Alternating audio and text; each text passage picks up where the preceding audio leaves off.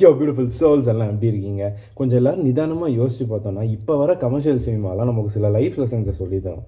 அதாவது எந்த எக்ஸ்பெக்டேஷனும் வச்சுக்காத, எது கூடயும் கம்பேர் பண்ணாத, அந்த மொமெண்ட்டில் என்ன இருக்கோ அதை அனுபவிச்சுட்டு போயிடு. அதுக்கு எவ்வளோ கூலி நீ கொடுக்கணுமோ இல்லை எடுத்துக்கணுமோ அது உன் கையில் தான் இருக்குது. Yes, Coolie is a mass entertainer with lots of loose ends in writings of the கேரக்டரோட பேக்ரவுண்ட். பட் ஆனால் இந்த மாதிரி ஒரு ஹீரோயிசம் சென்ட்ரிக் ஃபிலிமில் இதெல்லாம் ஒரு பெரிய விஷயமே இல்லை. ஸ்டோரி என்னென்னா, சைமன்கிற நாகார்ஜுனா ஒரு பெரிய சிண்டிகேட் நடத்திட்டு வராரு. அதை கவர் பண்ணுறதுக்கு கோல்டு, எக்ஸ்பென்சிவ் வாட்சஸ்னு சைடில் ஹார்பரில் இம்போர்ட் எக்ஸ்போர்ட் பிஸ்னஸும் போயிட்டுருக்கு.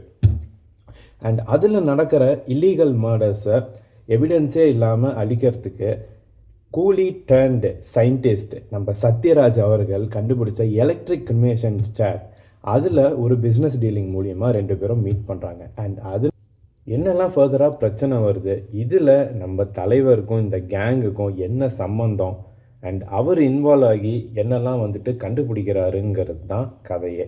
நடித்த எல்லாருமே எக்ஸலண்ட் பர்ஃபார்மன்ஸ். ஆனால் இவ்வளோ பெரிய காஸ்ட் அண்ட் கேமியோ இந்த படத்துக்கு தேவையே இல்லை. அட்வர்டைஸ்மெண்ட் மாதிரி ஃபிட்டின் பண்ணுறதுக்காக எல்லா ஸ்டேட்டோட ஹீரோஸையும் கொண்டு வரதுக்கு பதில் ஏதோ ஒரு 1-2 ஸ்டேட்டை மட்டும் எடுத்துருக்கலாம்.